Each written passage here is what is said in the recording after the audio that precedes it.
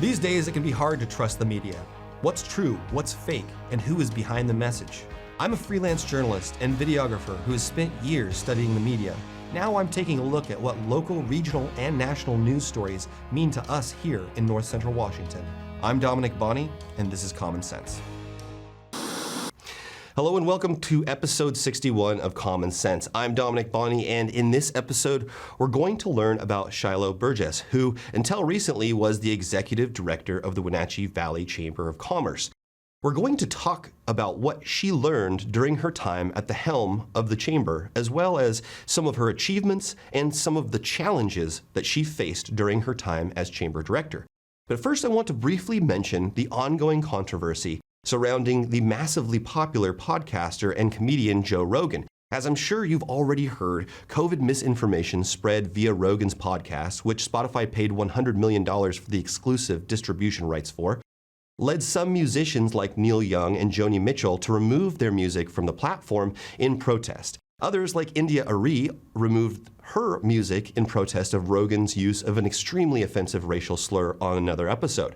Joe is having a rough go of it, facing criticism on many sides, but I'm sure that $100 million is a pretty effective balm for any irritation he may be feeling at present. Now, the reason I bring it up isn't because it's the most important story in the world right now. That's not the situation.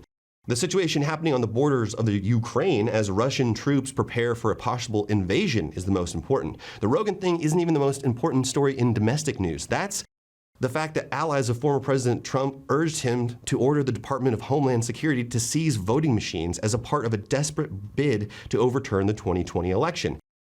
The only thing that's more nuts than how close we came to full-on subversion and overthrow of our democracy in the last election is the fact that very few Americans seem to care.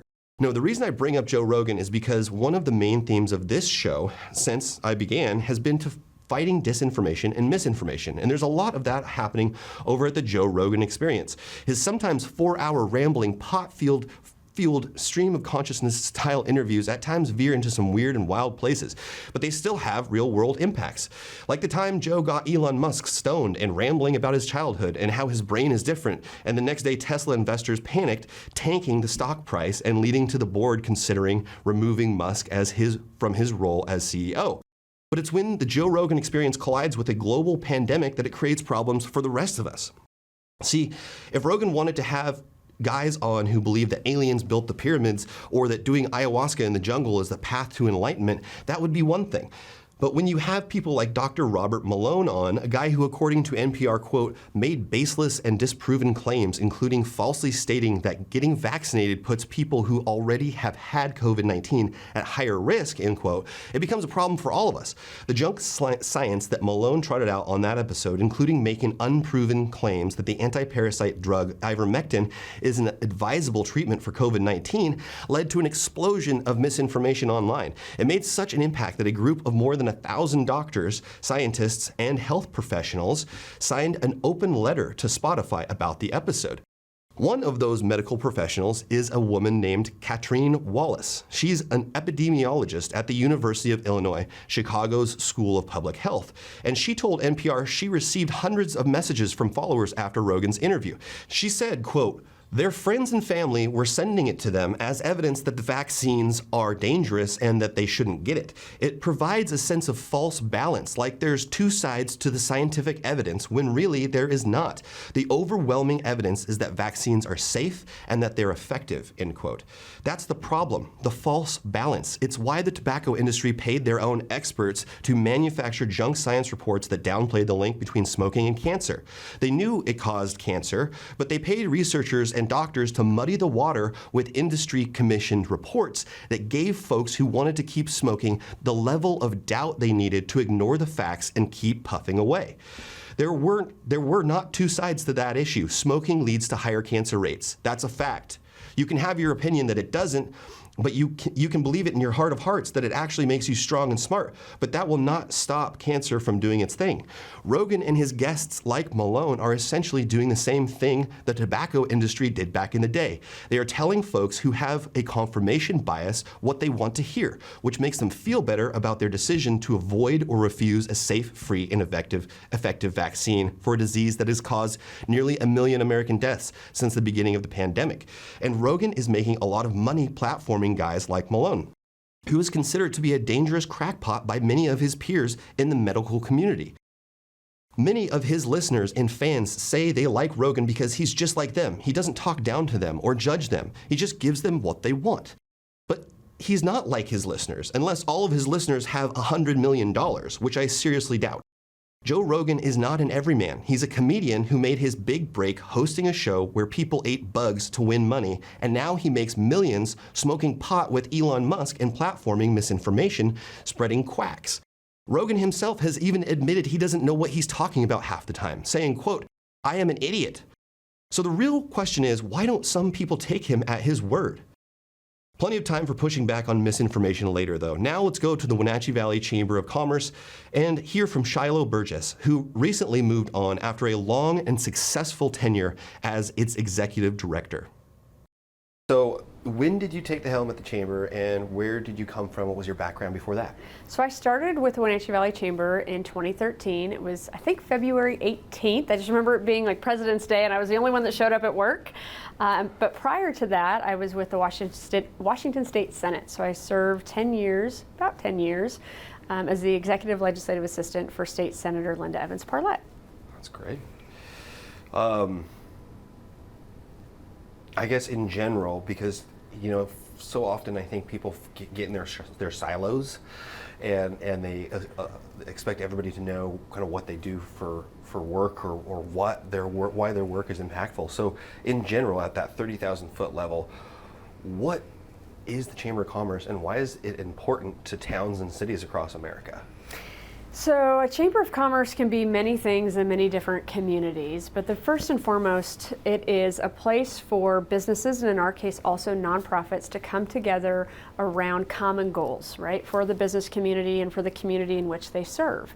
And so we're a membership-based organization that serves the business community, and 15% of the Chamber membership, while I was the executive director, was made up of nonprofits. And that was important because what these businesses want to do is they want to connect with each other, and what the nonprofits want to do is they want to connect with business, and then they want to connect in a greater way with their community. And I think nonprofits, like chambers of commerce, are important to those industry segments that they serve because they help provide a unified voice. They help connect people to each other, and then they help connect that greater need or those greater initiatives within the community that they serve. So that's in a nutshell. We were there to connect business with business and to connect business with their greater community and provide influence on things that hopefully would improve our quality of life and the business community in general. Great. Coming in, what were some of your goals? Yeah, well, when I started with the Chamber, it looked completely different. It was initially a purely business-focused organization, and then it expanded to also become the tourism or destination marketing organization, is what we called it. So to lead the tourism effort here locally, which changed the whole purpose of the entity. So first and foremost, whenever you step into a leadership role with an organization like this, for me, it's good stewardship, right? I was gifted something that was in good shape, and my goal was to not only maintain it in good shape, but to make it better, right? It's like getting the keys to the car. When you give the car back, you want the car to be in equal, if not better condition. I mean, there's some little wear and tear there, right? That happens, but the goal was to steward the organization into a better future and a strong future. And so that was my first primary goal, was to make sure that happened. And the next was to reconnect the organization to the community. It was going through dynamic change, and the community was going through change. And so what was our purpose as an organization? To serve the needs of business community members, as well as how do we be an asset for the greater community in the region. The Wenatchee Valley Chamber of Commerce is often looked to as a regional chamber because we have members that go clear up to the Canadian border. Wow, I didn't even know that. Isn't that fun? Amazing, yeah. Yeah. Well, and you mentioned I guess, alluded to a little bit maybe about some of the challenges, so I'll just kind of jump to that. I mean, COVID, I think, probably was one. It was a challenge for everyone. But what are some of the challenges, and then we'll talk about some of the accomplishments. Yeah, so, first, when you have a nonprofit organization whose initial value with its members was providing just service, right? A lot of times, initially, members were part of the chamber because they got a discount in their health insurance, because you could buy a group insurance plan. And when the law changed and you couldn't do that, chambers around the state and around the country started going, well, how am I going to provide value to my membership? And so we were always looking for ways to provide additional value to our members. And then we had the unique opportunity of becoming a destination marketing organization, and the struggle within the organization of the responsibility to that contract, which was really to the visitor that was coming to the community, but then also to do a value add for those that chose to be members. And then how do you take those two and mesh maybe those competing interests right in one spot? And for us, it gave us an opportunity to go back out. We didn't have a lot of restaurant members at the time when I started, but then when we became the destination marketing organization, we all of a sudden had more value for restaurants, right? And so how do we take what we're doing and what we're producing to add value to members and to go and say, hey, businesses, right? We always treated everyone as if they were a prospective member, right? So if you initially weren't part of us, you might be part of us, and so let's find a way that we can connect and partner with you. So we wanted folks to go from being a member to being a partner, and a partner says you have value and we have value, and together we're going to have greater value. And so that was the goal when we took over tourism. And then we had to find our niche, right? There's a lot of nonprofits and there's some folks that are doing similar things, and so we determined our niche for this community really could be advocacy.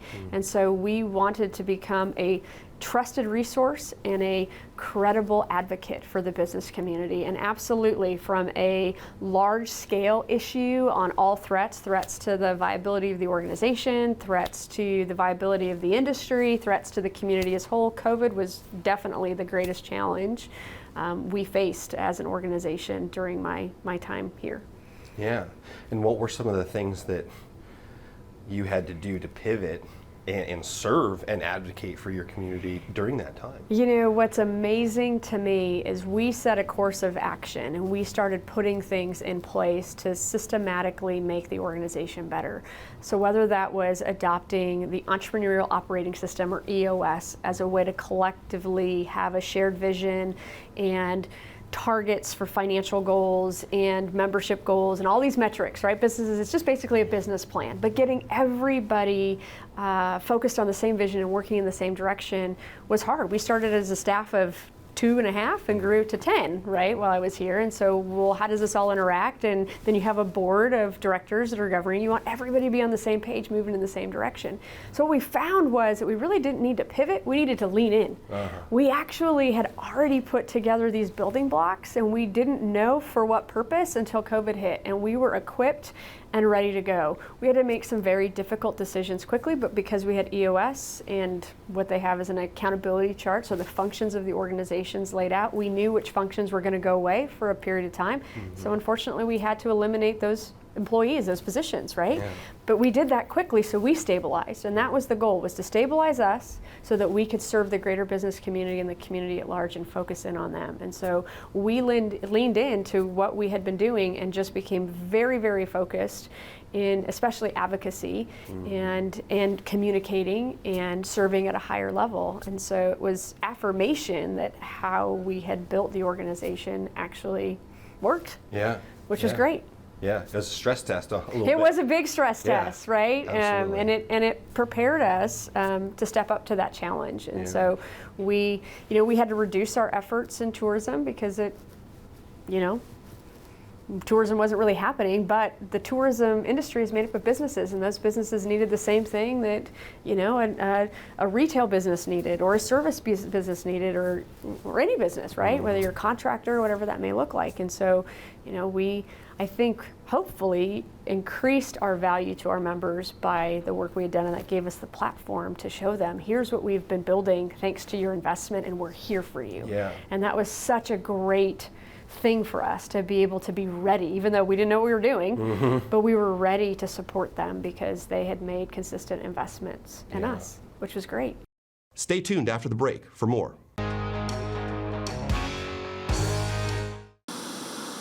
I'm I'm here at the Discovery Center at Rocky Reach Dam, where there's a ton of cool stuff to do. You can learn how the dam harnesses the power of the Columbia, walk inside a Native American Tule Lodge, and steer clear of disaster on the Rock Island Rapids. You can check out the new fish viewing space and even stare a salmon right in the eye. Explore all this and more at Chelan County PUD's brand new Discovery Center at Rocky Reach Dam, now open year-round. You love to help others. You need a solid career. You can have it all with help from Charter College. Our 10-month medical assistant program prepares you to work in healthcare settings like physician offices, rehab centers, and clinics. You'll learn to take patient vitals, assist with exams, administer injections, and maintain medical records. When you're ready to launch a rewarding healthcare career, visit chartercollege.edu because we work to get you to work. My job is to educate my client, help them navigate a system that is difficult and complicated. It is my job to tell their story and to convince either a court, a judge, or 12 jurors of the appropriateness of our request. It's the great leveler. It's the only leveler, because the least powerful can gain the remedy they deserve that the law provides for them. Spring is more than just a time to clean.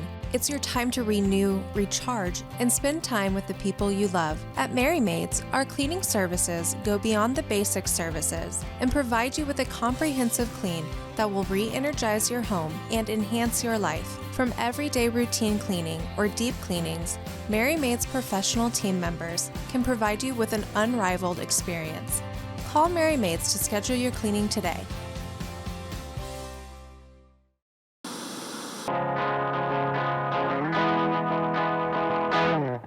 Welcome back. Let's get right back to my interview with Shiloh Burgess, who recently moved on after a long and successful tenure as the executive director of the Wenatchee Valley Chamber of Commerce.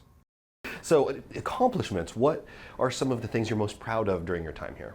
Oh my goodness, there's so many opportunities that I had being the chamber director, from hiring an incredible team, getting to work with amazing people. And I think my proudest accomplishment is getting to bring so many people and so many voices together to further build this organization into what this organization has become. There's so many little things along the way, the initiatives that we participated in, whether it's Our Valley, Our Future, or the way that we've done a value-based tourism initiative, or how we started the advocacy program, or continued the community leadership program, or the long-standing process of not merging with the Hispanic Chamber of Commerce because they chose to dissolve, but getting the trust of the Hispanic business community to fold that into the chamber and create the Hispanic Business Council. All of that is great. I mean, if you look at numbers, when I started with the organization, we had 500 members. We left with, nearly 700, which was great. And our model with that was not having as many members, a transactional relationship, but really a quality partnership with each one of those businesses, right? We didn't want to grow necessarily in size. We wanted to grow in influence. And we always said we can't promote what we don't know. So getting to know this community and then being able to properly represent them in places was awesome. But I have to say that the best accomplishment is building the team and serving the people and bringing the business community together around goals that are for the common good. Yeah. And working on those things. That has been amazing. Yeah, absolutely. What's, I guess, one major thing that you learned from your time? Oh, man, there's so much that I learned, but I think it really just reinforced for me the specialness of this place. I had the opportunity to, meet our community heroes, right? Business owners to me are heroes because they put their life passion, their life work, their equity, everything, right, into creating a space to employ people and invest in the community and give back to the community and build a community, right? And so getting to meet them, getting to work with them, getting to learn from them, there's just too much, Dom. There really is. I think it's just the power of community, and I knew that already, but we live in a special place because we collaborate. And because of that collaboration, we've accomplished a lot of amazing things for a community our size. And getting to be one of the cogs in that wheel or spokes in that wheel, right, was probably one of the things that just affirmed in me the value of this place that I live in. You know, it's only as good as the people that choose to be here and choose to participate in it. And we have some really amazing people in this town, really amazing business owners, really amazing nonprofits, really amazing, you know, community leaders, civic leaders, entrepreneurs. I mean, it's a place where you can take root and achieve your dreams. And I love that. I love that about this place. And so I just want to take that with me is, yeah, what's the biggest thing I learned? The place I live in really is this awesome. It really is this awesome. It's more awesome. Mind blowing, right? That's you know, and people matter most, right? In an organization like this, you know, you're here. We exist because businesses and the people in those businesses contribute and participate, right? And so you've really got to invest in the people, and you really got to create a space where you can get to know them and their needs, they can get to know you, and you can do great things for this place you get to call home, this region you call home. Yeah. Right? Yeah, exactly. Well, and one of the things that you kind of piggybacking off of that is the Chamber Banquets, and you really, you know, when you're talking about community and how special it is, you know, there was sometimes really a palpable sense of almost a magical feeling in the air if you had to be there. But you know, especially in the last couple years, you really felt like wow, there's really something going on. There's really something happening, and I can speak to that because I shot video at most of those events and recorded the whole thing and took photos. And so, can you speak to, I guess, that feeling and the Chamber Banquets and how hard you guys worked to put those on, and then the payoff? Yeah, so we call it a party for our 500 closest friends, or 600 in the room. Man, that was an evening that we all looked forward to. We worked really hard for. It's all hands on deck. There's this thing, I walked into banquet season when I started in 2013, and I had no idea what I was walking into. And now, having lived it several times, I understand banquet season. But the magic of banquet season to me, and working on that night and getting to work on the program aspect of that night, really my goal was just to hold a mirror up to the community and show the community and remind the community how amazing they are in the face of adversity, in the face of opportunity, in the face of tragedy. You know, we have accomplished and continue to accomplish and do amazing things. And it's just a little of us in here in little Wenatchee Valley, right? East Wenatchee, Cashmere, Entiat, like just this our valley. We do amazing things every day, and it's important that you stop and you celebrate and you appreciate, and just being able to tell those stories. It was magical because you're a storyteller, Dom. All we're doing is telling the stories, right? And yes, how you weave it together and take them on a journey, you know, that can make it, you know, more inspirational, I guess, or a connection to that deeper feeling. But our goal was just to connect them to each other, create that space, connect them to each other, appreciate them, and share their story. And that's one of my favorite things. My favorite things, the hardest things, is the stress, right? To how do I tell this story this year? But a great opportunity to just reflect this community back to this community. Yeah. Yeah, and you could really see it in people's, you know, especially, I suppose maybe I was paying more attention to people's faces because I'm shooting video of the crowd watching the videos or watching the speaker, and you really get a sense of like, wow, this isn't just some stodgy business banquet. These people are really actively listening, they're participating. And for instance, when you guys did that big thing for Jara Lee and took the big group photo. And you know, there were not too many dry eyes in the room, and there was a big room, you know what I mean? So absolutely. You get this sense where it is like, yeah, it's business people, they do business, there's transactions, there's a revenue, there's all the finances, but there's something more here. It's a community, exactly. Yeah, absolutely. So yeah, I just wanted to mention that because I have all sorts of great B-roll that I'll throw to, but you know, I did not want to have this conversation and not talk about the banquets because it really was a special thing. You know, pretty much my last question is, what are one of the major rewards for you as you look back? You know, my degree is in social work. And so I know a lot of people are like, how does a social work major end up in state government to run a nonprofit focused on business and tourism? Here's the common denominator. It's people, right? And the, you could say the world peace of a beauty contest for a social worker is, I just want to help people, right? And since I was in high school, Dom, I've always wanted to find a way to help people help themselves.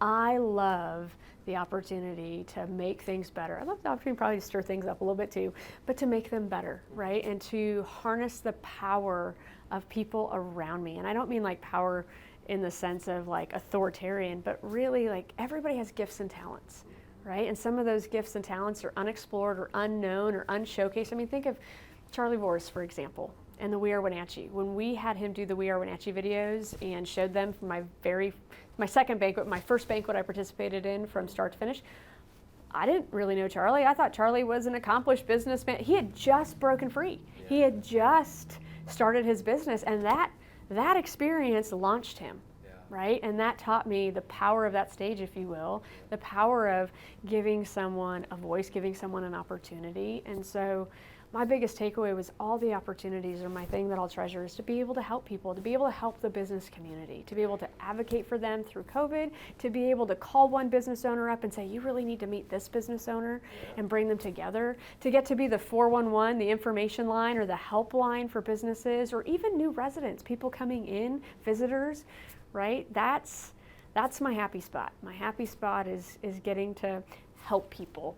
And so this job afforded me a lot of that, and all of those interactions, big and small, random calls, big opportunities to make, you know, magic happen, like OVOF, for example, our Valley Our Future, and getting our very first advocacy work out of the gate was getting them $140,000 from the state, and nobody thought, you know, it was going to happen, and they loved it, right? And it's a reputable model, and the state loves what we're doing through that project still, and would love to see it happen in more communities. We've talked to so many different communities to do it, you know, and it was just, well, I know this and I know that, and let's put it together. Yeah.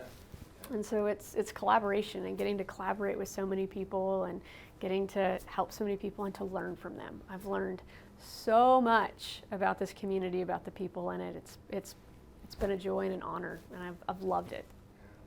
I'd like to thank Shiloh for joining me as my guest for this episode. In my capacity as a marketing strategist and content creator, I have had the pleasure of working with and for the Chamber of Commerce and the Visit Wenatchee brand for many years now. And I can speak with firsthand experience to her effectiveness as a leader and her commitment to our community, to everyone in our community. Our community is lucky to have leaders like Shiloh in it. And in a time when it seems like our divisions are what define us, we need people like Shiloh who can bring people together and focus on common causes. Shiloh might lean a little bit more to the right than I do, but that's okay because she respects others and knows how to build goal-oriented coalitions. She's an old-school conservative focused on getting things done rather than fighting pointless culture wars that benefit no one. Shiloh and people like her are the leaders we need now and in the future. That's all for this episode. I'm Dominick Bonny. Join me next time for more Common Sense.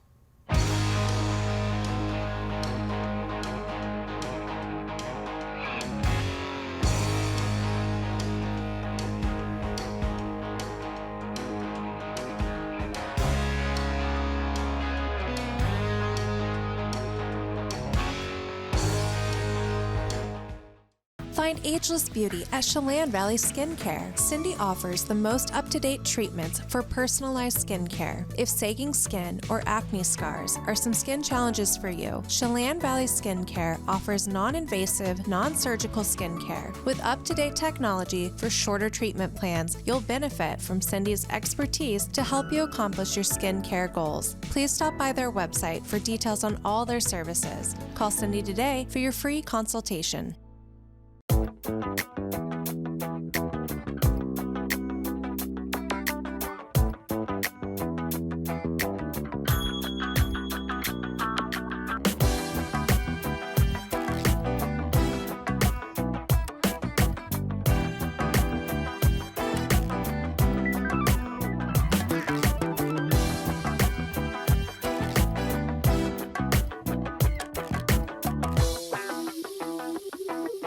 At Washington Trust Bank, can't is a 4-letter word. I think I'll sell my veggies at the market. Do you even remember to water the house plants?